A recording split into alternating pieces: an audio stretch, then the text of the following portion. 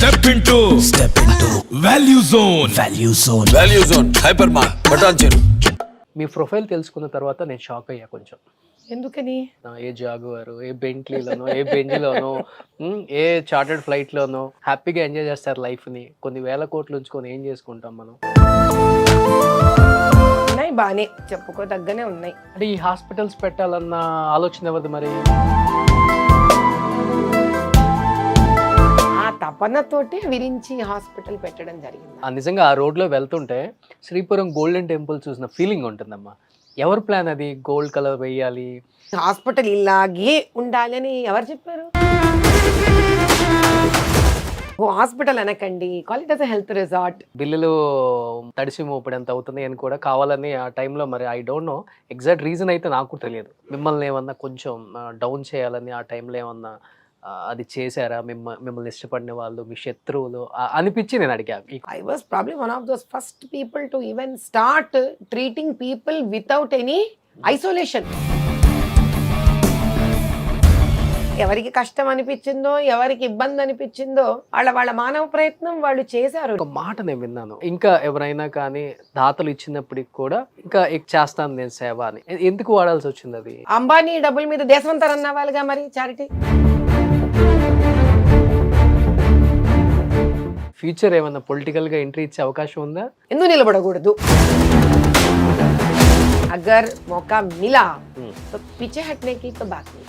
So సనాతన ధర్మం అంటున్నారు కాబట్టి బీజేపీ ఏమైనా మీ వెనకుని నడిపిస్తుందంటారా? వాడికి ఏం వేరే పని లేదా? మీరు పర్మిషన్ ఇస్తే మీ మీద ఒక బయోపిక్ తీస్తాను నేను. నీ ఇష్టం. సో అమ్మ నాకు ప్రసాదం పెట్టారు. ఈరోజు నవమి, శుక్రవారం. అనుకోకుండా కదా, చాలా విశేషం. అదృష్టవంతుడివి. అదే అంటారే, దానే పర్ ఖానే వాళ్ళ నామ్ లిఖా హువా. ఆవిడకి ఎవరు ప్రీతి పాత్రులో, ఎవరు ఆవిడ నైవేద్యం ఆరగించాలో. అంటే నేను అంటే చెప్పాలని ఏం కాదులే కానీ, అదేంటో తెలియదమ్మా. వెళ్ళే ప్రతి అడుగు కూడా ఎక్కడ ఒడిదుడుకులు లేకుండా, ఇబ్బంది పడకుండా, ఏదో విధంగా దేవుడు ఎక్కడో చాటు ఉండి కాపాడుతాడు అంటారు కదా, అలా అన్ని మార్గాలలో నాకు చాలా బాగుంది. వెరీ గుడ్, తదాస్తు. అందుకని ఈ ప్లేస్ కు దేవుడు ఈ రోజే వెళ్ళిరా అమ్మ దగ్గరికి అని చెప్పాడేమో.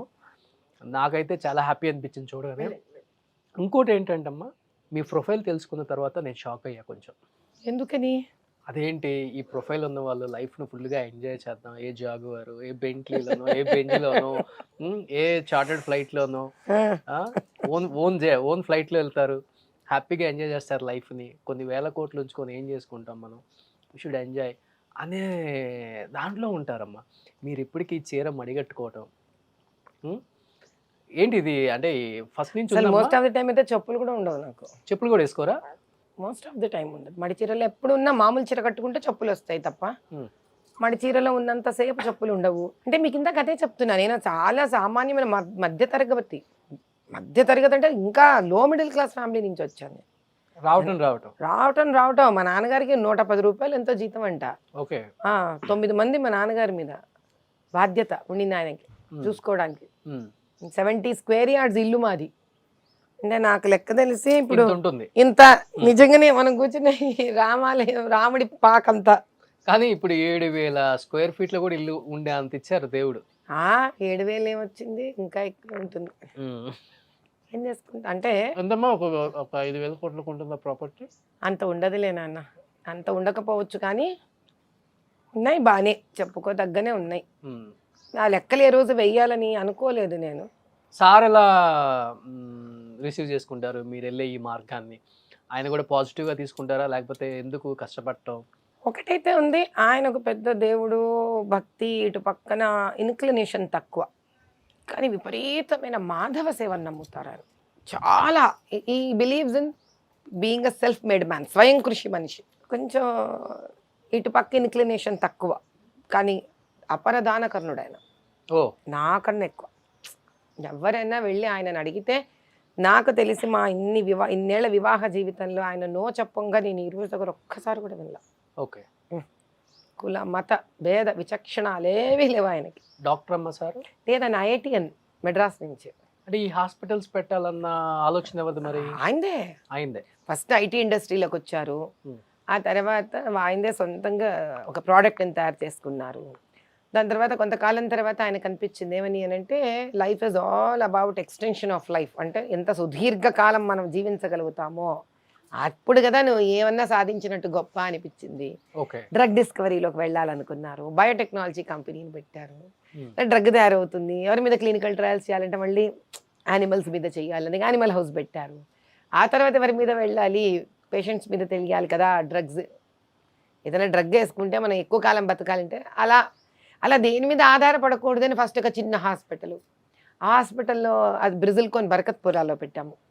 ఆ హాస్పిటల్ పెట్టిన తర్వాత ఆయనకి అలా కాదు, ఇది కేవలం ఒక డ్రగ్ గురించే కాదు, అసలు ఒక వ్యక్తి జీవితంలో ఏండ్లు గడిచే కొద్దీ ఈ వ్యక్తిలోని మార్పులు, ఎలాంటి మార్పులు, ఇకోసిస్టమ్ వల్ల వచ్చే మార్పులు, తన శరీరంలో వచ్చే మార్పులు, వైద్యపరంగా వచ్చే మార్పులు, అవి ఆ మందులు తీసుకొని ఆ సర్జరీలు తీసుకుంటూ వచ్చే మార్పులు, ఈ మార్పులు వ్యక్తికి సేమా విడివిడిగా ఉంటాయా? అలా విడివిడిగా ఉన్నప్పుడు అందరికీ ఒకే మందు ఎందుకు ఇస్తున్నాం మనము, ఎవరి మందు వాళ్ళకి ఇవ్వాలి కదా అని హీ ఆల్వేస్ వాంటెడ్ టు. చాలా విపరీతమైన ఆరండి, ఆ బ్రెయిన్ అలా ఎప్పుడు ఏదో చదువుతూనే ఉంటారు, ఎప్పుడు ఏదో ఏదో ఏదో ఏదో కనిపెట్టాలని జిజ్ఞాస, ఆ తపనతోటి విరించి హాస్పిటల్ పెట్టడం జరిగింది ఆయన. ఎందుకంటే ఇప్పుడు మనకి నిజంగా ఆ రోడ్ లో వెళ్తుంటే శ్రీపురం గోల్డెన్ టెంపుల్ చూసిన ఫీలింగ్ ఉంటుందమ్మా. ఎవరి ప్లాన్ అది? గోల్డ్ కలర్ వేయాలి అది ఒక్కసారి లెఫ్ట్ లో లుక్ వేయకుండా ఎవరైనా వెళ్తారా? వెళ్ళరేమో మరి తెలీదు. అలా చెయ్యాలన్నది నా భావన. ఎందుకంటే మీదే ఆలోచన. అదంతా చేసింది కూడా నేనే, మా వారి సహాయ సహకారాలతో మొత్తం అది తయారు చేసింది నేనే, విత్ ఎ టీమ్. నేను అంటే నేను, నా టీం అందరం కలిసి. ఏమిటి అందులో ప్రత్యేకత అని అంటే మనకి ఎలాగో ఒంట్లో బాగాలేనప్పుడు హాస్పిటల్ పోక తప్పదు. ఆ పోయినప్పటి నుంచి అనారోగ్యం ఒక పక్కన మనని ఇబ్బంది పెడుతూ ఉంటే వాతావరణం కూడా ఎందుకు ఇబ్బంది పెట్టాలి? అవసరం ఏముంది? హాస్పిటల్ ఇలాగే ఉండాలి అని ఎవరు చెప్పారు? నేను అనుకోవట్లేదు అలా ఉండాలి అని. కాబట్టి హాస్పిటల్ ఎందుకు రెసార్ట్లా ఉండకూడదు? Why can't it be called as a health resort? అసలు మీరు నమ్మరు, కొత్తలో అయితే మేము హాస్పిటల్ పెట్టినప్పుడు ఉద్యోగస్తులు వేరే హాస్పిటల్ నుంచే రావాలి కదా. చెప్పి అలసిపోయేదాన్ని. ఎందుకయ్యా పేషెంట్ అంటారు, అది వినడానికి ఏదో జుగుప్సగా ఉంది నాకు. క్లయింట్ అనండి అయ్యా, కాల్ దెమ్ యాస్ క్లయింట్స్ కదా, దే ఆర్ అవర్ కస్టమర్స్ కదా. అలా ఎన్నోసార్లు చెప్పే ప్రయత్నం చేశాను నేను. అలా ఉండకూడదు, హాస్పిటల్ అనకండి, call it as a health resort. హాయిగా రానివ్వండి, వాళ్ళు వచ్చినప్పుడు ఒక 2 రోజులు 3 రోజులు వెదవ రోగం వస్తే వచ్చింది, కానీ భలే హోటల్ రూమ్లో ఉంది, చక్కగా 3-4 రోజులు ఎంజాయ్ చేసి వైద్యం చేసుకుని వెళ్ళిపోదాం అనిపిస్తే ఎలా ఉంటుంది అనేది నా కోరిక ఉండేది ఎప్పుడు. Not from doctors perspective, not from entrepreneurs perspective, from patient perspective. Love marriage అమ్మా మీద? ఓ రకంగా ఎస్, ఓ రకంగా నో.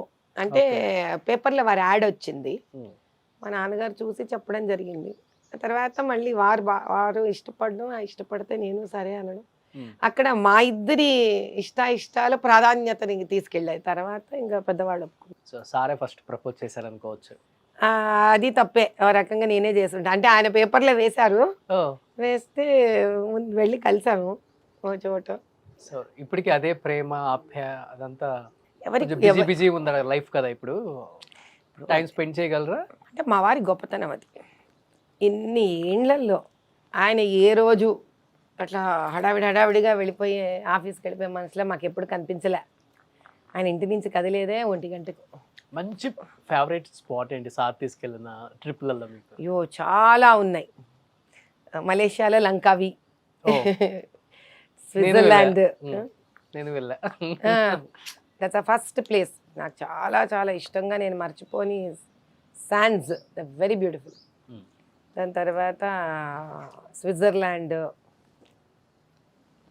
లాస్ వేగస్, చాలా ఉన్నాయి. అంటే పనామా, బ్రెజిల్. ఎందుకంటే I mean to say is that ఎక్కడైనా కూడా భార్యాభర్తలు వాళ్ళిద్దరి మధ్యలో ఉన్న ప్రేమ ప్రాంతానికి అందాన్ని పెంచుతున్నాను బేసిక్గా. ఎగ్జాక్ట్లీ. ఇప్పుడు మేము ఇంతకుముందు ఇంకో ఇంట్లో ఉండేవాళ్ళం, ఆ ఇంట్లో మాకు ఉయ్యాలు ఉండేది, కొంచెం గోల్డ్ కబుర్లు చెప్పుకుంటూ ఉండేవాళ్ళం. So what is very important, పెద్ద ఇల్లు అయిపోయేసరికి ప్రేమ అప్పుడు కూడా లేదు. అప్పుడు కూడా అంతే, ఒక చోట కలుస్తాం, కాఫీ కలిసి తాగుతాం, ఆయన పిల్లలు ఉన్న చోటుకి వస్తారు, లేదా మేము పిల్లలు ఆయన కూర్చున్న చోటుకి వెళ్తాము. సో ప్రేమానురాగాలు ఇప్పుడు దేశం పెద్దదైపోయింది, కానీ మన అందరి మధ్యలో రాగాలు అట్లా తగ్గకూడదు కదా ప్రజల మధ్యలో. బట్ కరోనా తర్వాత కొంత అయితే నేర్చుకున్నారు కదా. అంటే జీవితం టపా To be టపా frank, టపా నిజంగా చెప్పండి మీరు కూడా. టపా టపా టపా ఎగురుతుండే కొద్దీ జీవితము అనిపించింటుంది మనిషికి కూడా. అల్టిమేట్ గా మన వెంట ఏం తీసుకెళ్తున్నాము, ద్వేషాల, వ్యాపారాల, స్వార్థాల, లేకపోతే ప్రేమలు, అభిమానాలు, వ్యక్తితో ఒక సంబంధాలు. ఏమో కోవిడ్ వల్ల కష్టాలు, నష్టాలు, లాభాలు అన్నీ జరిగాయి నాన్న. ముఖ్యంగా ప్రేమలు, ఆప్యాయతల గురించి బాగా తెలుసుకున్నారు. అంటే నేను చెప్పేది బాగా ఉన్నవాళ్ళు, లేని వాళ్ళకి ఎప్పుడు ఉంటాయి అనుకోండి ఆ మేము ప్రేమ. ఎప్పుడూ ఒకేలాగా ఉన్నాం నాన్న, కాబట్టి నాకు పెద్ద వ్యత్యాసం నాకు తెలియదు. మా ఇంట్లో ఏదో డబ్బులు ఉన్నాయి కదా అని డబ్బులున్న వాళ్ళలాగా మరి అది ఎలా ఉంటుందో నాకు తెలియదు. కానీ పిల్లల్ని నేను స్కూళ్ళకి పంపించుకోలేదు. సో పిల్లలు ఎప్పుడు నా దగ్గర ఆడుకుంటూ నా చుట్టూరా తిరిగేవాళ్ళు. ఇప్పటికీ రూలు, మా చిన్నదాంతో కూర్చొని నేను కాఫీ తాగి అది కబుర్లు చెప్పి విని దాన్ని బతిమలాడి బయటకు వస్తా. ఇంటికి వెళ్ళంగానే మా ఇంకో పెద్దమ్మాయిని, మా వారిని, అందరినీ కలిసి ఇప్పుడు కాస్త బిజీ అయ్యాను. ఇదివరకు ఇంత బిజీగా ఉండేదాన్ని కాదు. ఇప్పుడు మరి 24/7 అంటే most of the hours I'm into social service, ఆధ్యాత్మిక్ వర్క్స్, గ్రీవియన్సెస్, అండర్స్టాండింగ్, ఆడపిల్లలవి, ఆడవాళ్ళవి, చిన్నపిల్లల ఇబ్బందులు తెలుసుకోవడం. ఎందుకు నిన్న ఒక చోటకి వెళ్ళి ఫుడ్ డిస్ట్రిబ్యూషన్ జరిగింది.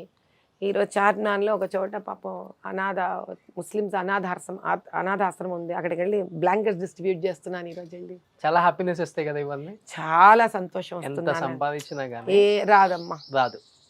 వీటిలో ఉండే అంటే ఒక రకంగా I can say that I'm mentally retired for a very sophisticated life. అయిపోయింది, తృప్తి వచ్చేసింది. ఏముంది ఇప్పుడు పిల్లలు ఎంత డబ్బున్నా తల్లిదండ్రులు కోరుకునేది ఒకటి, పిల్లలు స్థిరపడ్డారా లేదా. చక్కటి విద్యలు వచ్చే వాళ్ళకి ఇంకా విద్య కన్నా నేను ఇవ్వగలిగింది ఏముంది నాన్న. నా తర్వాత వాళ్ళ జీవితాన్ని వాళ్ళు తీర్చిదిద్దుకోవాలి. సరే చెప్తుంటారు డైమండ్ స్పూన్ లో పుట్టిన వాళ్ళకి, మధ్యతరగతి కుటుంబాల బాధలు ఏం తెలుసు వాళ్ళకి అనే వాళ్ళకి. నేను అక్కడి నుంచి వచ్చాను కాబట్టి నాకు అది పెద్ద కష్టం డెఫినేషన్. మీరు నా economic weaker section house EWS ఇంట్లో పెరిగాను 25 ఏళ్ళు. నాకన్నా తెలిసిన వాళ్ళు ఎవరు ఉంటారు చెప్పండి. ఈ రోజు ఈ ఈడబ్ల్యూఎస్ఎస్లో ఎవరు ఉంటారో కనుక్కోండి మీరే. మీ పిల్లలు ఎంతమంది? 3 పిల్లలమ్మా. ఓకే. ముందు అమ్మాయి, తర్వాత అబ్బాయి, మళ్ళీ అమ్మాయి. ఓకే. వాళ్ళు ఏం చదువుతున్నారు? పెద్ద అమ్మాయి Lopamudra, IIT Chennai BTech MTech అయిపోయింది. తర్వాత అబ్బాయి, వాడి పేరు రామకృష్ణ పరహంస, వాడు చెన్నై ఐఐటిలో 2nd ఇయర్ అయిపోవచ్చింది. తర్వాత అమ్మాయి చదువుకుంటోంది, పెద్ద అమ్మాయి చదివిస్తోంది. ఆ అమ్మాయి జాబ్ చేస్తూ. ఆ జాబ్ ఏం చేయట్లా. ఆమెకి టీచర్ ప్రొఫెషన్ అంటే చాలా ఇష్టం. She wants to teach lot of 11th and 12th class పిల్లలకి ఐఐటి కోచింగ్ ఇవ్వాలి at a very very very reasonable price, stress ఫ్రీగా ఇవ్వాలి. ఎందుకంటే ఆ అమ్మాయి యంగెస్ట్ గర్ల్ చైల్డ్ కంట్రీలోనే ఐఐటి సీట్ తెచ్చుకోవడానికి 15 ఏళ్ళకే తెచ్చుకుంది అమ్మాయి సీట్. గ్రేట్. ఇంట్లో చదువుకొని. కాబట్టి ఆ కష్ట నష్టాలు ఏంటో తెలుసు ఆ అమ్మాయికి. సో స్థాపించాం, వెరిటాస్ అని పెట్టాము. కానీ ప్రజలకు అంత గిమ్మిక్కులు కావాలి నాన్న. నిజం చెప్తున్నాను ఓపెన్గా మీ ఇంటర్వ్యూ ద్వారా. గిమ్మిక్కులు కావాలి, అడ్వర్టైజ్మెంట్స్ కావాలి, ఆ ఫ్రంట్ పేజ్లో ఇన్ని ర్యాంకులు వచ్చాయి అనేది కావాలి. కానీ నిజంగా మన పిల్లలు కష్టపడకుండా, స్ట్రెస్ అవ్వకుండా, డిప్రెషన్ లోన్ అవ్వకుండా, ఎవరైనా ఒక చక్కటి కెరియర్ని, అది కూడా ధర్మబద్ధమైన ఫీజుతో మనకిస్తున్నారు అని అంటే మనం ఒకసారి ప్రయత్నించి చూడాలి కదా అని లేదు. ఇప్పుడు ఒక్కళ్ళనో ఇద్దరిని పెట్టి మనం చేయలేం కదా. కనీసం ఒక 30 మంది పిల్లలు వచ్చారనుకో, we can take it as a challenge. And my daughter is a fantastic teacher.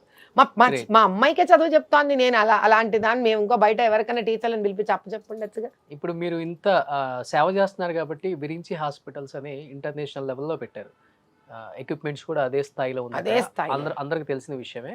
ఇప్పుడు ఈ ఫీజులు ఇవన్నీ ఎలా ఉంటాయి? నామినల్గా ఉంటాయా, లేకపోతే అన్ని హాస్పిటల్ లాగే దంచుతారా కదా? మీరు ఈ ప్రశ్న వేశారు. ఇప్పుడు నేను దంచరు అంటాను, అప్పుడు నిజమైపోయిందా? దంచుతారు అని నేను చెప్తాను, అలా చెప్పేవాళ్ళు ఉన్నారా? దీన్ని మీరేం చేయండి అంటే, మీరు ఏదన్నా ఒక అనారోగ్యము వేరే హాస్పిటల్లో బిల్లు తెచ్చుకోండి, నాకు చెప్పొద్దు. స్ట్రింగ్ ఆపరేషన్స్ వెళ్ళి విరించిలో కూడా దీని ధర ఎంత అంటే అడగండి, మీకు సమాధానం దొరుకుతుంది. నేనెందుకు చెప్పాలి? కాకి హాస్పిటల్స్ కూడా హైలైట్ చేశారు. మీరు ఏమన్నా అడగచ్చు, తెలిసిందే.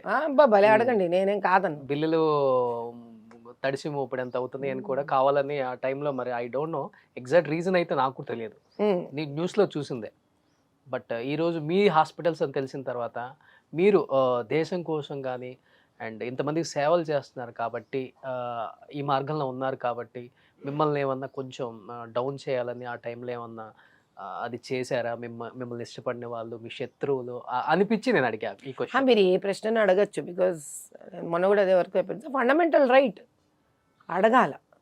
జర్నలిస్ట్ అనే రంగంలో ఉన్న వాళ్ళు నిర్భయంగా ప్రశ్నను అడగగలిగినప్పుడే సమాజంలో మనుషులు తప్పుల పనులు చేయడం మానేస్తారు.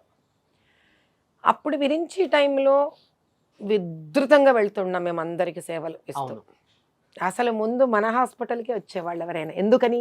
ఆ టైంలో హాస్పిటల్ నేనే హ్యాండిల్ చేశాను కాబట్టి. అంతకుముందు నేను లేను, వేరే స్టాఫ్ అందరూ హ్యాండిల్ చేసేవాళ్ళు. కోవిడ్ టైంలో పిల్లల్ని చెన్నై నుంచి నేను తీసుకొచ్చుకొని ఇక్కడ ఉన్నా. అప్పుడు నాకే జాలి అనిపించింది, ఏంటిది ఇది మెడికల్ ఎమర్జెన్సీ టైము, ఇలాంటప్పుడు హాస్పిటల్సే వారియర్స్ సోల్జర్స్ కింద వర్క్ చేయాలి. It is very bad as a social moral responsibility towards country అని. I was probably one of those first people to even start treating people without any isolation. అంటే ఏంటి? రూములోకి వెళ్ళి patient ముట్టుకొని మాట్లాడి భుజం మీద తట్టి వాళ్ళకి చాలా ధైర్యాన్ని ఇచ్చి, అసలు మీరు మా దగ్గర ట్రీట్ అయిన పేషెంట్స్ని అడగాలి, మీరు టెస్టిమోనీస్ నిజంగా ట్రీట్ అయిన వాళ్ళని. వీళ్ళు హింస పెట్టారా, మీ దగ్గర డబ్బులు తీసుకున్నారా, మిమ్మల్ని కష్టపెట్టారా, ఎవరెవరికి ఎంతెంత డబ్బులు ఫ్రీ చేశారు, వీళ్ళు ఎన్ని లక్షల డిస్కౌంట్లు ఇచ్చారు.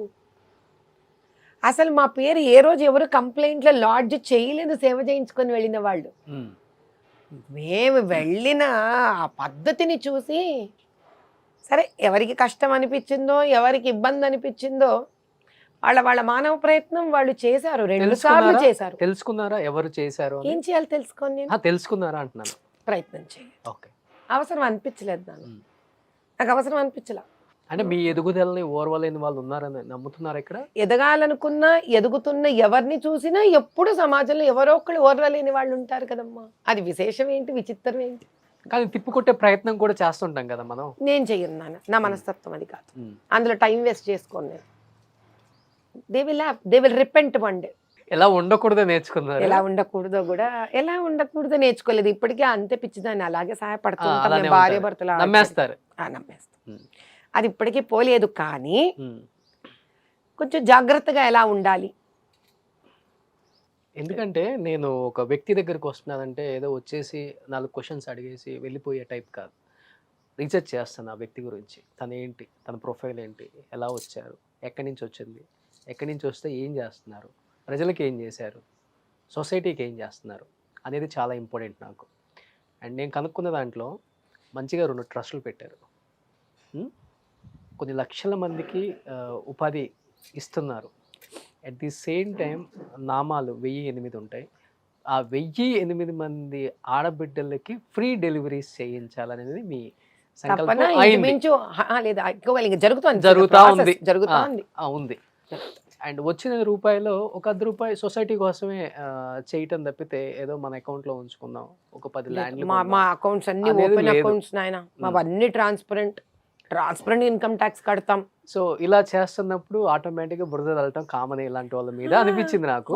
అందుకే ఈరోజు క్లారిఫై చేద్దాం అసలు ఇది ఏంటి అనేది. చాలా కామన్ నాన్న, తప్పదు. అది ఈ మార్గాన్ని ఎంచుకున్నప్పుడు తెలియలేదు నాకు నిజంగా. మేము ఎప్పుడు ఎంత ధర్మ మార్గం అంటే ఐటీ గీటీలో పెద్ద మనకు తెలియదు, కానీ ఇలాంటి సర్వీస్ ఇండస్ట్రీలోకి వచ్చేసరికి మాత్రం వెంటనే తెలిసిపోతుంది. ఎందుకంటే ట్రాన్స్పరెంట్గా ఉంటే ఇక్కడ సర్వీస్ ఇండస్ట్రీలోనే మీకు చాలా ఎస్పెషలీ పెయిన్ మీద చాలా మోసాలు జరుగుతాయి.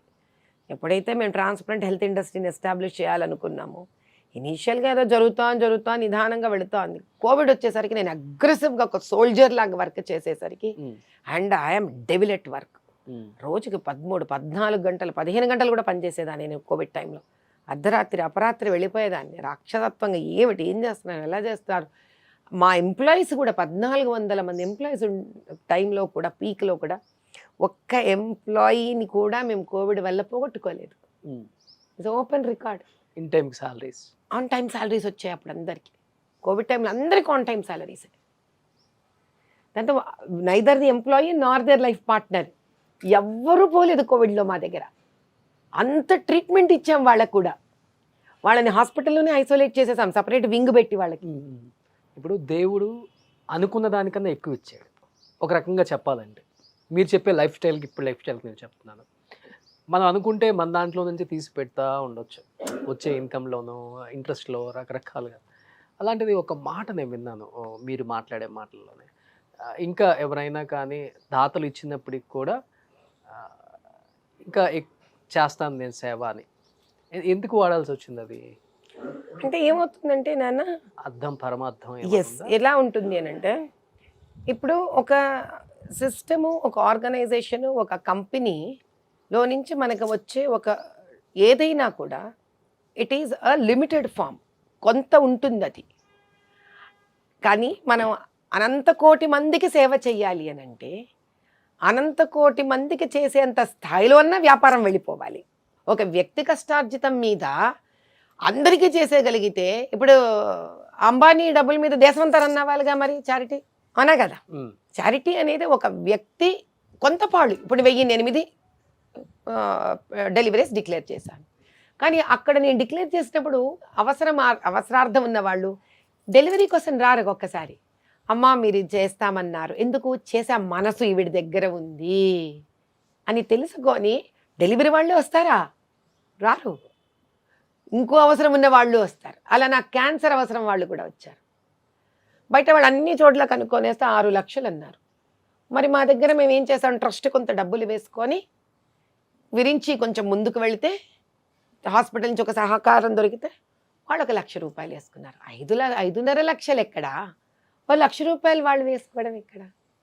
అదే మాకు దాతలు ఉన్నారనుకోండి, ఈ లక్షల్లా వాళ్ళకి ఇంకో 50,000 అని చేసి, దాతలు ఉంటే దాతల దగ్గర నుంచి ఒక 50,000 ఇది పక్కన పెట్టండి. పోనీ ఇది కూడా కాదు, ఇంకో రకం చెప్తాను.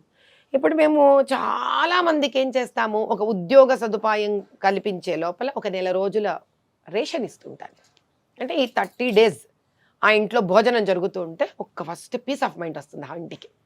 ఆ తర్వాత ఆ స్త్రీకి కుట్లు నేర్పించడమో, కుట్టు మిషన్ మీద ఒక చిన్న 2-3 కుట్లు వేయగలిగితే కూడా బ్యాగులు కుట్టించడమో ఏదో ప్రయత్నం చేస్తుంటాను. నేను ఎంతమందికని నేను రేషన్ సప్లై చేయగలను? ఇప్పటికో 2,000 మందికి చేస్తూనే ఉన్నా. ఏదో ఒక చోట మా సంపాదన ఒక చోట ఆగిపోతుంది కదా నాన్న. అదే నీకు దాతలు కలిశారనుకో, అప్పుడేమవుతుంది, ఈ కార్యక్రమం ఆగదు, వెళుతూనే ఉంటుంది ఒక దిశగా. దాతలు ఏ విధంగా, ఇంకో దాతలు ఫర్ ఎగ్జాంపుల్ ఇప్పుడు మేము బండ్లు తిరుగుతూ ఉంటాము, నేనేమో డబ్బు రూపాయి కూడా లేదు, అమ్మ ఈ వారం రోజులు మీ బండికి మేము పెట్రోల్ కొట్టించొచ్చా? నేను తిరగడానికి ఏముండదు అక్కడ, కానీ సప్లైకి వెళుతుంటాయి ఇవి. రేషన్ ఇంటింటికో లేకపోతే ఒక చోట కూర్చున్న వాళ్లకు, ఆడవాళ్ళందరినీ ఏకత్రితం చేసి. నెక్స్ట్ ఇంకోటి కూడా, మీరు మళ్ళీ ఫ్రీగా డబ్బులు కూడా ఇవ్వక్కర్లా, మాదే మ్యానుఫ్యాక్చరింగ్ యూనిట్స్ నుంచి బట్టలు తీసుకొస్తాం, చక్కటి హై క్వాలిటీ. ఎందుకంటే నాకు క్వాలిటీ కాన్షియస్సే కదా, నేను ఇప్పుడు ఈరోజు ఒక స్థాయిలో ఉన్న వ్యక్తినే కదా. మంచి బట్టలు పట్టుకొస్తాం, రేయాన్ ఫైనెస్ట్ క్వాలిటీ, నైట్ డ్రెస్సులు కుట్టిస్తాం మేము ఆడవాళ్ళతోటి. కానీ అది సేల్ అవ్వాలి కదా, మళ్ళీ నాకు కాస్ట్ టు కాస్ట్ అమ్మేస్తాం. అమ్మ మేము లోపముద్ర చారిటబుల్ ట్రస్ట్ నుంచి, లతామా ఫౌండేషన్ నుంచి ఈ డ్రెస్ కొనేసుకుంటాం, మా అంటే 270 రూపాయలు. వాళ్ళు ఎక్కనా నాన్న ఒక చక్కటి నైట్ డ్రెస్ 275 రూపీస్కి ప్యాంట్ అండ్ కుర్తా కొనుక్కోవడం. దానం చెయ్యొద్దు, ఇది తీసుకోండి పోని. అప్పుడు ఏమవుతుంది దానివల్ల? ఇంకో 100 మందికి మేము మళ్ళీ బట్ట తీసుకొస్తాము, వీళ్ళకి కుట్టడానికి ఇస్తాము, ఆడవాళ్ళకి ఇంట్లో జీవనోపాధి కలుగుతుంది, ఇలా వెళ్ళిపోతుంది. అలా ఒక 100 మంది 100 చేతులు కలిస్తే, రామచంద్రుడు ఎంత దేవుడైనా 1000 వానరులు కలిస్తేనే కదా నాయన రావణ సంహారం చేయగలిగాడు. సో ఒక సమస్యను తీర్చాలన్నా, ప్రజలకు సహాయకరంగా నిలబడాలన్నా 2 ఉండాలి. దాతలన్నా ముందుకు రావాలి, లేదా మనకి ప్రభుత్వ సహాయ సహకారాలన్నా ఉండాలి, లేదా మనమే ప్రభుత్వంలో భాగమయ్యన్నా. ప్రభుత్వంలో భాగం అంటే ఇన్ ఫ్యూచర్ ఏమన్నా పొలిటికల్ గా ఎంట్రీ ఇచ్చే అవకాశం ఉందా? ఇది వరకు మనకుంది ప్రజల దగ్గరికి వెళ్ళి వాళ్ళ దగ్గర మంచి అని మమేకమైపోయి ఏదో ఒక ఉద్దేశంతోనే వెళ్తాం. అంటే నేను ఎప్పుడైతే ప్రజలను 18 ఏళ్లుగా చేస్తున్నాను నా చారిటబుల్ వర్క్స్, బట్ ఈ మధ్య కాలంలో ఎక్కువ చాలా, ఇంకా ఇప్పుడు ఈ మధ్య అయితే లాస్ట్ 1 yearగా అయితే చాలా అగ్రెసివ్గా చేస్తున్నాను. చేస్తున్న ప్రతిసారి నాకేం కనిపించిందంటే, ఆ బాధితుల దయనీయత స్థితి, ఆ దయనీయ స్థితిని తీర్చడానికి వాళ్ళ మధ్యలో ఒక దాత కన్నా ఒక శక్తి కావాలనిపించింది. వాళ్ళు అడగడం స్ట్రైట్గా, అమ్మా నువ్వు ఇంత బాగున్నావు అమ్మా, నువ్వెందుకమ్మా నిలబడకూడదు పాలిటిక్స్లో? ఏం నిలబడడం ఏంటరా పాలిటిక్స్లో అంటే, ఎందుకు నిలబడకూడదు? అలా క్వశ్చన్, ఎందుకు నిలబడకూడదు, మనకెందుకు రావని. ఈత మనకెందుకు మనకెందుకు అనుకుంటే కావాలనేవాడు ఎవడు మరి? మోసగాళ్ళు కావాలనుకుంటే మరి మా బతుకుని ఇట్లా కాకపోతే ఎట్లుంటుంది? మా ప్రాబ్లమ్స్ మొత్తం తీర్చగలవా నీవు? నిజంగా తీర్చగలనా? తీర్చలే, నిజంగా వాస్తవం. కానీ కనీసం నీ దగ్గర పవర్ ఉంటే ఎంతో కొంత అయితే ఇంతకన్నా ఎక్కువ చేస్తావు కదా మాకు. నీకు దైవశక్తి ఉంది కదా, నీకు ఇంత సన్మార్గంలో ఉన్నావు కదా, నువ్వు ధర్మబద్ధంగా ఉన్నావు కదా, ఏం భయపడవు కదా నువ్వు? నేను భయపడే మంచి అయితే ఓల్డ్ సిటీలో సీతారాంబాగ్లో 45 రోజుల యజ్ఞం ఇన్నేళ్ళలో ఎవడు చేయని వెడే చేస్తావు అమ్మ. ఎప్పుడు గొడవలో లేదా ఓల్డ్ సిటీలో యజ్ఞం చేస్తుంటే? వస్తుంటే పట్టించుకునే బాపతి కాదు కదా నాకు. మీరు ఇందాకే అడిగారా పట్టించుకునే వాళ్ళ మీరు అని? మా హాస్పిటల్ చేసాడో పట్టించుకోలేదు, వంగలేదు, లొంగలేదు. ఆడకలాని సమాధానం చెప్పను, ఎందుకు టైం వేస్ట్ నాకు? Life is meant to do better things in life. జీవితం ముందు వెళ్ళడానికి ఉంది, అయిపోయిన దానికి వెనక తిరిగి చూడడానికి లేదు. దాని నుంచి అనుభవం తెచ్చుకోవాలి తప్ప దాంతో నేను ఘర్షపడను, గొడవపడను. అది వేస్ట్ ఆఫ్ టైం నా ఉద్దేశం. నేర్చుకుంటా దాని నుంచి. సో సనాతన ధర్మం అంటున్నారు కాబట్టి బీజేపీ ఏమైనా మీ వెనకుని నడిపిస్తుందంటారా? బీజేపీ పార్టీ ఎవరి వెనక ఉండి ఎప్పుడు నడిపించదు. నాకు తెలిసిన బీజేపీ, నాకు అర్థమైనది, అది ఎవరి వెనక ఉండి ఎవరిని నడిపించదు. దాని సిద్ధాంతాలు దానికి ఉన్నాయి. ఆ సిద్ధాంతాలు నచ్చిన వాళ్ళు దానిలో ఐక్యం అవ్వచ్చు, దానిలో కలిసి వెళ్ళి దాంతో పాటు వెళ్ళొచ్చు. వాళ్ళకేం వేరే పని లేదా? వాళ్ళకేమో తక్కువ పనులు ఉన్నాయా? బాధ్యతలు నేషనల్ లెవెల్లో వాళ్ళకే ఏమంటారు తలమునకల పనులు, బాధ్యతలు ఉన్నాయి. వాళ్ళు మనుషులు ఒక్కొక్క వ్యక్తి తీసుకొని వ్యక్తి వెనక పోవాల్సిన అవసరం వాళ్ళకి లేదు. అలా వెళ్ళాలి అనుకుంటే అలా వెళ్ళినందుకు ఒకరికి వాళ్ళ బాధ్యత అర్థమవుతుందా నాన్న? ఇప్పుడు తల్లిదండ్రులు పిల్లలు వెనక చదువు పడినంత మాత్రం పిల్లలకి చదవాలనే బాధ్యత వస్తుంది అనుకుంటున్నారు. అలా రాదు. ఎప్పుడు వ్యక్తులలో ఉండాలి. ఇప్పుడు మోదీ గారి వెనక ఎవరు పడుతున్నారు? అయిపోయి ఇప్పుడు చెప్పండి. ఇప్పుడు నా వెనక మీ ఉద్దేశంలో పార్టీ వెనకబడుతుందా అని అడుగుతున్నారు. మోదీ వెనక ఎవరు పడాలి? ఏ పార్టీ మోదీ వెనక పడాలి? మోదీ కన్నా పెద్ద ఎవరు మోదీ వెనక పడాలి? వ్యక్తిలో ఉండాలి అది. నేను అలాంటి వ్యక్తులకి నేను ఈ ధర్మబద్ధంగా ఈ పరిపాలన జరగాలని కోరుకుంటున్నాను, ప్రజలకు మంచి జరగాలనుకుంటున్నాను. ప్రజల ధనం రాజకీయాల్లోకి రావటం కూడా చాలా ముఖ్యమైన. రేపు 2024లో ఎంపీగా కంటెస్ట్ చేసే అవకాశం ఉందా మాధవి గారు? అవకాశం అమ్మవారు ఇస్తే కనుక ఫస్ట్ టైం కదా మీరు స్క్రీన్ మీద చెప్పటం ఈ విషయం. అగర్ మౌకా మిలా తో పీछे हटने की तो बात नहीं है. హిందీలో చెప్పారంటే ఖచ్చితంగా బీజేపీ వాళ్ళకి అర్థం కావాలి కదా. వేరే పార్టీ వాళ్ళకి హిందీ రాదా? ఇంటి వేరే పార్టీ వాళ్ళు నేషనల్ లెవెల్లో లేరా? భలే చెప్తారు. హిందీలో ఎందుకు చెప్తున్నాను అని అంటే, అవకాశం కనుక వస్తే ఓల్డ్ సిటీలోనే వెళ్ళి నిలబడతాను. వేరే మనకెందుకయ్యా, ఏం చెయ్యాలి?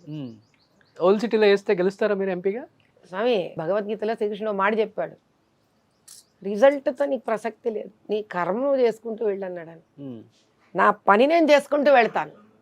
గెలుపు ఓటములు దైవాధీనమయ్యా.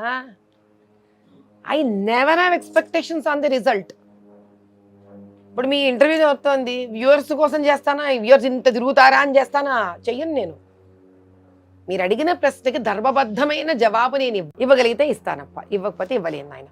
ఎలక్షన్స్ అయినా అంతే. పొద్దున నేను ఎన్నుకోబడితే ఆ పార్టీతో అకుంఠిత దీక్షతో ఎలాగైతే చేస్తున్నాను ఇంతకన్నా ఎక్కువే చేస్తాను, కానీ ఇంతకన్నా తగ్గను. అంటే రాజకీయాల్లో ముఖ్యంగా కావాల్సింది కంటెస్ట్ చేసినప్పుడు డబ్బు పెట్టగలడా లేడా అనేది చాలా ఇంపార్టెంట్ హైకమాండ్కి. సో మీ దగ్గర పెట్టే శక్తి ఉంది, మాట్లాడే శక్తి ఉంది, లాంగ్వేజ్ మీద పట్టు ఉంది, పార్లమెంట్లో మీలాంటి వాళ్ళు ఉంటే మంచి జరుగుద్ది అనే ఒక ఉద్దేశము ఉంది ప్రజలకి. సో ఇవన్నీ కలిసి వచ్చినప్పుడు నేను డబ్బులు పెట్టను. అండ్ నేను ఒకవేళ బీజేపీ అదృష్టంగా వాళ్లే కనుక ఎంచుకోవడం జరిగితే నరేంద్ర మోదీ గారికి కానీ అమిత్ షా గారు కానీ వీళ్ళెవ్వరూ క్యాండిడేట్ డబ్బులు ఖర్చు పెట్టాలని చూసే వ్యక్తులు కాదు నాన్న. వాళ్ళ గురించి బహుశా తెలియకపోతే ప్రజలు తెలుసుకోవాలి. వాళ్ళు డబ్బులు తినరు, డబ్బులు పెట్టాలని ఆశించరు. వాళ్ళు ఒకటే అంటారు, నిజమైన నాయకుడికి డబ్బులు పెట్టాల్సిన అవసరం రాదంటారు వాళ్ళు. యాక్చువల్లీ ఇది ఎవరికి ఎంతమంది తెలుసో తెలీదో నాకు తెలియదు. వాళ్ళ వర్కింగ్ పాలసీ ప్రిన్సిపల్ ఇది. నువ్వు ఎందుకు పెడుతున్నావు డబ్బు? నువ్వు పని కదా చెయ్యాలి. ఇన్ని రోజులు నువ్వు పని చేయకుండా ఎక్కడో మూలకు కూర్చొని ఈరోజు నువ్వు డబ్బు పెట్టి ఓట్లు కొంటానంటే ఎందుకు వేస్తారు నీకు ఓట్లు అనే సిద్ధాంతం కల్లా వాళ్ళు. మీరు మోదీ గారి కాశీ చూడండి, ఆయన పనిచేస్తూనే ఉంటాడు ఆయన కాన్స్టిట్యున్సీలో, దేశానికి ఎలాగో చేస్తున్నాడు ఆయన. అది ఆయనకు కావాలి. ఆయన వదిలి వచ్చిన చీఫ్ మినిస్టర్ రాష్ట్రం గుజరాత్ చూడండి, అద్భుతంగా తయారు చేసుకున్నాడు ఆయన. అది ఆయన పద్ధతి. అలా ఆయన సౌత్ ఆశిస్తాడు. ఇండియా ఎందుకు కొంచెం తక్కువ చూపు చూస్తారు బీజేపీ వాళ్ళు? తక్కువ చూపు ఏం చూడలేదు మీరు నాయన. గుజరాత్ అన్నారు, ఓకే, గుజరాత్ తరహా రాష్ట్రం అంటే మన దగ్గర ఎక్కడుందని చెప్పొచ్చు. నాకు అర్థమయ్యి నేను ఎవరి తరపున మాట్లాడట్లేదు. నేను నా అనాలసిస్ ఇది. బహుశా మోదీ గారికి ఫస్ట్ ఏంటి అని అంటే వన్ ఈజ్ లాంగ్వేజ్ అనేది ఒకటి ఉంటుంది, ఎంత లేదని ఎస్ ఆఫ్ కోర్స్ ఉంటుంది కదా, మనం అది ఒప్పుకోవాల్సింది. రెండవది వాళ్ళు ఏం చేశారంటే సౌత్ ఇండియా వైపు ఇక్కడ ఉన్న వాటిల్ని అర్థం చేసుకోవడంలో, అది ఆ పల్స్, ఆ సైకాలజీ అది పట్టుకోవడంలో వాళ్ళకి కాస్త టైం పట్టింది ఒకటి. ఎందుకు ఇప్పుడు చూడండి, మన రాజస్థాన్, మధ్యప్రదేశ్, ఛత్తీస్గఢ్ ఎలా నిర్ణయాలు తీసుకున్నాడు ఆయన. ఎలాంటి నిర్ణయాలు, దేశం అంతా నోరు తెరిచేలాంటి నిర్ణయాలు తీసుకున్నాడు ఆయన. అంత నిస్వార్థమైన నిర్ణయాలు తీసుకున్నాడు ఆయన. అంటే వ్యక్తి అపర నిస్వార్థుడు ఆయన. కానీ ఇటు పక్కన అర్థం చేసుకోవడానికి ఆయన కాస్త టైం పట్టింది. ఇప్పుడు అర్థమైపోయిందని నేను అనుకుంటున్నాను. ఓకే, అర్థమైందని నేను అనుకుంటున్నాను. సో మీరైతే బరిలో దిగడానికి సిద్ధంగా ఉన్నారు. ఉన్నా. లాస్ట్ అండ్ ఫైనల్గా ఒక మాట అడగండి నన్ను. అండ్ మీ లాంటి ప్రొఫైల్ ఉన్న లేడీస్ ముఖ్యంగా ఇప్పుడు ఎలా అయిపోయిందంటే లక్ష రూపాయలు చీర కట్టామా, 2 లక్షలు చీర కట్టామా, 10 లక్షలు చీర కట్టామా, డైమండ్స్తో చేయించామా బ్లౌజులు, ఇలా మాట్లాడుకునే రోజులు ఇవి. టు బి ఫ్రాంక్, మీకు తెలిసిందే, మీ ఫ్రెండ్ సర్కిల్ కూడా ఉండుంటుంది. అబ్బాయి నాకు లేదు. లేదా? నాకు మీరు సింపుల్గా నాకు కిట్టి పార్టీలు లేవు. 200-300 రూపాయలు నార్మల్ చీర, అది కూడా మడి కట్టుకోవటం ఏంటి అంటే ఫస్ట్ నుంచి అంతేనా, లేకపోతే కేవలం ఇప్పుడు ఈ యజ్ఞం జరుగుతుంది కాబట్టి ఈ యజ్ఞం మూలంగా ఇలా ఉంటారా? మీ లైఫ్ స్టైల్ ఇలానే ఉంటుందా 200 చీరతోనే? ఇది 200 చీర కాదు, ఇది కంచిపట్టు చీర. దీని ఖరీదు సుమారు 6-7 వేలు ఉంటుంది. దీనిది ఓకే, మిగతావి నేను చూసి, నేను కాటన్ చీర కట్టుకునేవన్నీ 600, 700, 800 ఉంటాయి. నాకు కాటన్ మహా పిచ్చి. నేను కాటన్ చీరలు కడితే నేను వెళ్ళే చోట్లంతా అమ్మ పట్టు చీర కట్టుకోరా అమ్మ అని అడుగుతారు. ఓకే, నాకేమో హాయిగా కాటన్ చీర కట్టుకొని వెళితే అమ్మయ్యా అని ఉంటుంది. నాకు ఇష్టం. నా చుట్టుపక్కల వాళ్ళందరూ అమ్మ పట్టు చీర కట్టమ్మా, పట్టు చీర కట్టమ్మా. వాళ్ళ ప్రేమ నాకు ప్రేమ చాలా. అయితే 1,00,000 రూపాయల చీరలంతా నేను ఎప్పుడు కూడా ముందుటి నుంచి పెద్ద ఇష్టపడలేదు. ఒక్కసారి 1,25,000 పెట్టి ఒక చీర కొనేసి ఏంటి దీని అయినో, ఎందుకు అసలు ఇంత ఖరీదు పెట్టి చీరలు కొంటారంటే, ఆ చీర బరువు దుంపదేగా నేను తట్టుకోలేకపోయాను. అంత బరువు నాకు చేత కాదు. ఆ బరువు డబ్బు బరువు కన్నా ఎక్కువ ఏంటో అంత ఎవరికి చూపించుకోవడానికి కొనుక్కోవాలి, కట్టుకోవాలి. నాకేమో ఫ్రెండ్స్ లేరు, ఫ్రెండ్ సర్కిల్ లేదు. నాకేమైనా పెద్ద పెళ్లి అంటే నాకు అంత స్టేటస్ ఉన్న వాళ్ళు ఎవరు తెలియదు నాన్న. ఎవరి కోసం కట్టుకోవాలనుకుంటే స్టేటస్ చూపించాలి కదా. అంటే నేను ఆ పిఆర్ లో లేను కదా, కిట్టి పార్టీ లేవు, ఫ్రెండ్స్ లేరు. చిన్న పిల్లల్ని ఇంట్లోని 22 ఏళ్ళు పెంచుకున్నాను. బయట ప్రపంచంలో పెద్ద స్నేహితులు లేరు నన్ను. నేను ఓపెన్ చెప్తున్నాను, నన్ను ఎవరు బాగా సోకాల్డ్ సెలబ్రిటీస్ లెవెల్లో ఉన్న వాళ్ళు ఎవరు నన్ను ఏమైనా పెళ్ళిళ్ళకు గిళ్ళిళ్ళకు అలా ఎవరు నన్ను ఏం పిలవరు. నేను కట్టుకొని ఎవరికి చూపించాలి? నన్ను ఎంతసేపు పిలిచినా మా అమ్మ ఇంటి వాళ్ళు, మా అత్తగారు, వీళ్ళు వాళ్ళంతా నార్మల్ ఫ్యామిలీస్. మా అమ్మ వాళ్ళైతే నేను చెప్పాను మామూలు మధ్యతరగతి కుటుంబం, వాళ్ళు ఇప్పటికీ అలాగే ఉన్నారు. హాయి వాళ్ళ 2,000 రూపాయలు 15 రూపాయలు చీరగట్టే పని అయిపోయింది. ఇంకేదన్నా ఇంట్లో పూజా పునస్కారానికి, ఆ పూజకు నాకు చాలా ఇష్టంగా మడిచీరలు. ఈ మడిచీరలు ఎందుకు నాకు ఇష్టం అంటే, నేను పూజ దగ్గర కూర్చున్నప్పుడు మాత్రం చాలా అలంకారప్రాయంగా కూర్చోకపోతే నేనే చిరాకు పడిపోతాను నా మీద. నాకు అందుకే నాకు గజ్జలు చాలా, ఏదో పెద్ద పెద్ద గజ్జలు ఉంటాయి నాకు, పెద్ద గజ్జలు ఉండాలి, పసుపు రాసుకోవాలి, ఆ బేసర ముక్కు పొడుకు, నాకు ఇవన్నీ చాలా ఇష్టం. కాబట్టి నా కోసం పూజలో కూర్చోవడానికి, ప్రీతికరంగా తయారవ్వడానికి. ఇంకా మా బంధువులు ఇంతవరకే పెళ్ళిళ్ళు అంటే అట్ ది మోస్ట్ మ్యాక్సిమం 30,000, 35,000 చీర. ఇంకా అది కూడా కార్లు కూడా అంతేనా? కార్లు మా వారికి సరదా. నేను తిరిగేది ఇప్పుడు ఇన్నోవానే, నేను ఇన్నోవాలోనే తిరుగుతా. కానీ మా వారు, పిల్లలు వాళ్ళు ఉన్నారు కదా, వాళ్ళకు మంచి కార్లు ఇష్టము. వాళ్ళు కార్లు కొనుక్కుంటారు, తిరుగుతుంటారు. వాళ్ళతో పాటు తిరిగినప్పుడు వాళ్ళ కార్లలో తిరుగుతా. నేను ఒక దాన్ని వెళ్ళినప్పుడు చెప్తుంది అమ్మ ఇన్నోవా అని పేరు ఉందన్నమాట. అమ్మ ఇన్నోవా, నా తప్ప ఇన్నోవా బొలెరో, ఈ 2 తిరుగుతుంటాయి నేను. I love both. ఓకే. ఇప్పుడు నేను డబ్బులు ఉన్న వాళ్ళని ఎవరిని ఏమి అంటున్నానని కాదు, డబ్బులు సంపాదించి కష్టపడి వాళ్ళు ఉన్నదే దాన్ని అనుభవించడానికి నాన్న. డబ్బులు అనుభవించడం వాళ్ళ కష్టార్జితం వాళ్ళు అనుభవించడం ఏం తప్పు? అనుభవించట్లేదన్న బాధ ఉందా పిల్లలకి? అబ్బే ఆ. ఏమి లేదు, ఎవరిష్టం వాళ్ళు. అలా పెంచాను పిల్లలు, ఎవరి ఇష్టం వాళ్ళు. మా వారు అప్పుడప్పుడు కొంచెం కష్టపడి నొచ్చుకుంటారేమో మరి. ఒకసారి నేనంటే వద్దబ్బా అని చెప్తుంటాను ఆయన, మీతో వచ్చినప్పుడు ఎక్కుతుంటాను కదా చెప్పి ఆయన మొండిదని వదిలేసి ఉంటారు నా ఉద్దేశం, అలా అనుకుంటున్నాను నేను.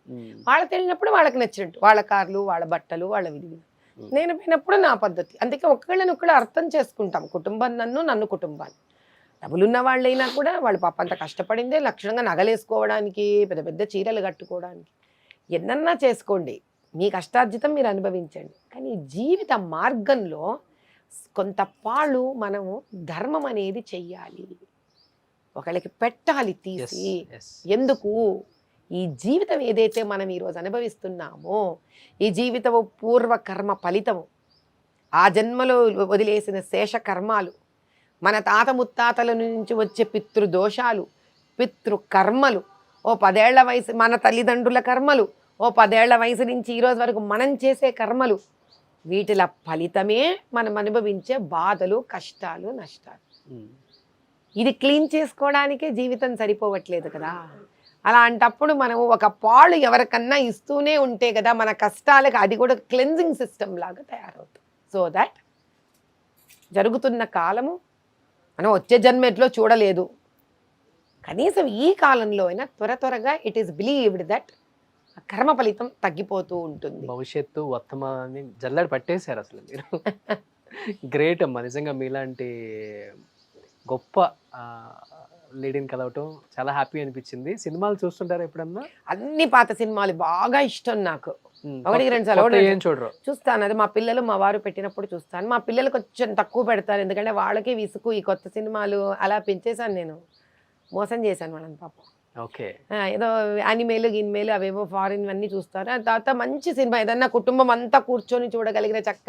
మా పిల్లలకి కామెడీ ఇష్టము, పై పిల్లలకేమో ఇంగ్లీష్ మూవీస్ ఇష్టం. ఏదైనా మంచి ఇన్ఫర్మేటివ్గా ఉంటే, సైన్స్ అండ్ టెక్నాలజీ పరంగా ఉంటే, వాళ్ళ ఎందుకంటే సైన్స్ పిచ్ ఎక్కువ. లేదా అందరు కూర్చొని చూస్తే దాని నిండా హాస్యం ఉండాలి. ఏ సినిమా చూసారు లాస్ట్ ఏ సినిమా చూసామబ్బా, అసలు ఆ సినిమాలు ఎంత భయంకరంగా ఉండటం గుర్తు కూడా ఉండేటట్టుగా లేవు ఆ సినిమాలు. నిజంగా ఏం చెప్పాలి, లాస్ట్ ఏం సినిమా చూసానో కూడా గుర్తులేదు నాకు నిజంగా. నాకు మీరు ఏమని అడిగితే నాకు పాత సినిమాలు పేర్లు, కథలు గుర్తున్నాయి. అంటే గుండమ్మ కథ గుర్తుంది, మిస్సమ్మ గుర్తుంది, కృష్ణార్జున యుద్ధం గుర్తుంది, భక్త ప్రహ్లాద్ గుర్తుంది, లవకుశ గుర్తుంది, శ్రీకృష్ణార్జున యుద్ధం గుర్తుంది. ఇన్ని గుర్తున్నాయి కానీ శ్రీకృష్ణ తులాభారం గుర్తుంది. మీరు పర్మిషన్ ఇస్తే మీ మీద ఒక బయోపిక్ తీస్తాను నేను. నీ ఇష్టం నాయన, నేనే ప్రొడ్యూసర్, నేనే డైరెక్టర్. నీ ఇష్టం, నీ ఇష్టం. అడిగేవాడేవాడు, ఆపేవాడేవాడు. నిజంగా ఈ వీరిది మన విశ్వనాథ్ గారిది స్వర్ణ కమలము, స్వాతి ముత్యం, ఆశ్చర్యం ఇన్ని పేర్లు చెప్పగలుగుతున్నాను. లాస్ట్ 15 daysలో ఏదో చూసే ఉంటాను సినిమా, చెప్పలేకపోతున్నాను నేను. ఇష్టమైన హీరో ఎవరు? నా అంతా పాత యాక్టర్లేనమ్మా. నాగేశ్వరరావు గారు, ఎన్టీ రామారావు గారు, ఓకే, శోభన్ బాబు గారు కూడా కొన్ని, కృష్ణ గారివి కొన్ని. నేను అందరిలో ఒక స్పెసిఫిక్ హీరో అంటే జానర్స్ ఇష్టపడతాను. ఇష్టమైన హీరోయిన్? అబ్బో చాలా మంది ఉన్నారు. కృష్ణకుమారి ఉంది, వైజంతిమాల ఉన్నారు, జమున ఉన్నారు, అంజలీదేవి ఉన్నారు, బి సరోజాదేవి ఉన్నారు. హిందీలో వెళితే సాధన, వైజంతిమాల, హేమమాలిని కొంతవరకు, దాని తర్వాత ఆశా పారేఖ్, చాలా మంది. కానీ మీరు కూడా చాలా అందంగా ఉంటారు. అమ్మో థ్యాంక్స్ నాయన. ఒకసారి అప్పుడు ఎలా ఉంటారు ఊహించుకోగలం మేము. ఏమో మరి, దేవుడు గొప్ప రూపం ఇచ్చారు మీకు. స్త్రీకి సౌందర్యం అనేది మనసులో నుంచి రావాలి. ఆవిడ కళ్ళల్లో, ఆవిడ మాటలో, ఆవిడ మెత్తదనంలో ఉండాలి అని నమ్మే వ్యక్తిని నేను. ఎందుకంటే అమ్మవారిని చూడండి, నల్ల రాతిలో చేసినా ఆవిడ అందంగానే ఉంటారు, తెల్ల రాతిలో చేసినా ఆవిడ అందంగానే ఉంటారు. ఎందుకంటే ఆవిడని అమ్మా అని మనం వెళ్ళి చూస్తాం కాబట్టి అటువంటి మాతృత్వము ఆ శిలా విగ్రహంలో నుంచి బయటపడుతుంది. సో ఒక స్త్రీకి మాతృత్వం కనుక మనసంతా నిండి ఉంటే, అటువంటి మాతృత్వ భావనతో ఉన్న స్త్రీని చూసే ప్రతి ఒక్కళ్ళకి అమ్మా నువ్వు ఎంత బాగున్నావమ్మా అని అనిపిస్తుంది. అంత మంచి మనసు మీది కూడా. థ్యాంక్ యూ అమ్మ, గొప్ప మహాకార్యానికి పూనుకున్నారు. నిజంగా ఎటువంటి ఒడిదుడుకులు ఎదురవ్వకుండా ముందుకి సాఫీగా జరిగిపోవాలని అండ్ చాలామంది కోరిక మీలాంటి వాళ్ళు రాజకీయాల్లో ఉండాలని, ఎంపీగా కంటెస్ట్ చేయాలి తొందరలో, మీరు ఎంపీగా పార్లమెంట్లో చాలా అంటే చాలా ఇష్యూస్ మీద పోరాడాలని మనస్ఫూర్తిగా కోరుకుంటూ, మీలాంటి వాళ్ళు ఉంటే బాగుంటుంది. సో చూద్దాం, మీ అందరి ప్రజల కోరిక, పెద్దల ఆశీర్వచనము, అమ్మవారి కృప దయ, మనము కేవలం ఒక మానవ ప్రయత్నం చేసి ముందుకు వెళ్ళగలం నాయన. తద్వారా ఇక్కడ ఒక లలాట లిఖితం ఉంటుంది, అందులో ఏం రాసుందో పరమేశ్వరుడు నిర్ణయిస్తాడు. నాలో కనుక ప్రజలకు నిజమైన సేవ చేయాలి అనే ధర్మబద్ధమైన ఆలోచనే కనుక అది సత్యమైతే ఆయన కదిలి కిందకి రావాల్సిందే అవకాశం ఇవ్వడానికి. నిజంగానే నాది ధర్మపరమైన ఆలోచన అయితే. ధర్మపరమైన యుద్ధానికి మీలాంటి వాళ్ళే కావాలి. రామరాజ్యం స్థాపితం కాబోతోంది నాన్న, మనందరం చాలా సంతోషం 22 ఐ థింక్. ఆయన నిజంగా మోదీ గారు అకుంఠిత దీక్షతోటి ఆ ప్రయాణం ఎంత కష్టమో, అంటే ఒక వ్యాపారం పెట్టి ధర్మంగా ఉండి ఎన్నో ఇబ్బందులకు లోనైన మాకు కష్టంగా ఉంటే దేశాన్ని ఇంత విరోధ శక్తులతో నిజంగా నిలబడి అంత కృషి చేసిన ఆ మహానుభావుడికి నిజంగా తల వంచి శిరస్సు వంచి నమస్కరిస్తున్నాను. ఈసారి నేను నిజంగా ప్రజలందరితో విన్నవించేది ఒకటి, నిజంగా నిర్భయంగా మనసులోంచి నిర్మలంగా ఆ మహానుభావుడిని పునఃగెలిపించండి. ఎందుకంటే ఇది ఏ స్వార్థంతో నేను అడగడం లేదు, ఇంకొకసారి ఆయనను గెలిపించవలసిందే. అప్పుడే ఈ భారతదేశం అనే పుణ్య భూమి సత్ స్థానానికి తీసుకుని వెళ్ళే యోధుడు, యోగి ఆయన. నిజంగా ఎవరున్నారు ఆయనకి తీసుకెళ్ళి అప్పచెప్పడానికి? వారసత్వమా? పాటలు బాగా పాడతారమ్మా? మీరెవరు పరిగెత్తిపోలేదంటే నేను బాగా పాడినట్టు లెక్క. ఒక 2 లైన్స్ ఏదైనా మా గురించి. రామ రామ నీవరము కానరా సీత, రామ రామ సాధు జన ప్రేమరా, రామ రామ నీవరము కానరా సీత, రామ రామ సాధు జన ప్రేమరా, నిండైనట్టి భక్త జన వరద రామ సీత, రామ రామ సాధు జన ప్రేమరా, రామ రామ సాధు జన ప్రేమరా. వావ్, గ్రేట్ అమ్మా, నిజంగా థ్యాంక్ యూ సో మచ్. జీవితాంతం నాకు గుర్తుండిపోయే ఒక వ్యక్తి మీరు. ఎన్నో ఇంటర్వ్యూస్ చేస్తాం కానీ కొన్ని ఇంటర్వ్యూస్ లైఫ్లో మనకి అలా గుర్తుండిపోతాయి అన్నమాట. అలాంటి ఒక మంచి మీ మంచి మనసు నాన్న, మీ సత్సంస్కారం, మీ అమ్మా నాన్నగారు పెంచిన విధి విధానమే కానీ అక్కడి నుంచి మిమ్మల్ని మీరు మలుచుకున్న పద్ధతి కానీ, అలాంటి వాళ్ళు ఇలాంటి భావ ప్రకటనలు చేస్తూ ఉంటారు. నేను ఎంత గొప్పదాన్నో కాదో నాకు ప్రత్యేకించిగా నాకు ఎప్పుడు తెలియదు, కానీ మీ ప్రత్యేకత మీకు తెలియదు, మాకు తెలుసు. అందుకని ఇక్కడ దాకా నన్ను తీసుకొచ్చింది అది. చాలా సంతోషం. నేచర్ ఉంటుంది కదా, ఆ నేచర్ ఎప్పుడు ఎక్కడికి ఎలా వెళ్ళాలి, ఏం చేయాలో అదే చేస్తుంది. సో దానిలో భాగమే ఈరోజు మనం ఇక్కడ కూర్చోవటం కూడా. థ్యాంక్ యూ అమ్మా, థ్యాంక్ యూ సో మచ్ అమ్మా. చాలా సంతోషం. ఈసారి జరుగుతున్న ప్రాణ ప్రతిష్టకు ప్రతి హైందవులు దయచేసి ఇంటి ముందు ఆ రామచంద్రుడిని ఒక చక్కటి దీపం వెలిగించి ఆహ్వానించండి. ఆయన ప్రాణ ప్రతిష్ఠ చేసుకొని వస్తున్నాడు. మేము కూడా 7 స్థానాలలో జనవరి 16 మొదలు పెట్టుకొని 21 వరకు రామచంద్రుడి కళ్యాణం సీతమ్మ వారితో చేస్తున్నాము. ఈ యజ్ఞశాలలో జనవరి 22కి సీతారాముల కళ్యాణం చేస్తున్నాం నాయన. ఈ డీటెయిల్స్ మీకు పంపిస్తాము. దయచేసి మీరు సుమన్ టీవీ ద్వారా అందిస్తే ఎంతో మంది భక్తజన కోటి వచ్చి సీతారాముల కళ్యాణం, ఆయన ప్రాణప్రతిష్ఠ, ఇక్కడ కళ్యాణ మహోత్సవము 22వ తారీఖు జూబ్లీహిల్స్ యజ్ఞశాలలో ఆ విధంగా ఆయన పట్టాభిషేకం చేసుకొని ఈసారి అపర రామరాజ్య స్థాపితం కావాలి. అవుతుంది, అవ్వాల్సిందే. చెప్పింది ఎవరు ఇక్కడ? అమ్మో ధర్మరాజు వంటి వాక్శుద్ధి ఎక్కువ అమ్మా మీకు. ఏమో ఏదో అనాలని కాదు, అది వాక్శుద్ధి ఎక్కువ. ఎందుకంటే ఇప్పుడు ప్రతి ఒక్కళ్ళం పూజలు చేస్తాం, దేవుణ్ణి ఒక్క నిమిషం ఏదో కోరుకొని వెళ్ళిపోతాం. బట్ నిత్యం అదే సేవలో దేవుడి నామాలు చదువుతూ చదువుతూ చదువుతూ చదువుతూ ఉన్న వాళ్ళకి వాక్శుద్ధి ఎక్కువ ఉంటుందని చెప్పేసి నేను నమ్ముతా. తెలియదు నాయన. థ్యాంక్ యూ అమ్మా, థ్యాంక్ యూ సో మచ్.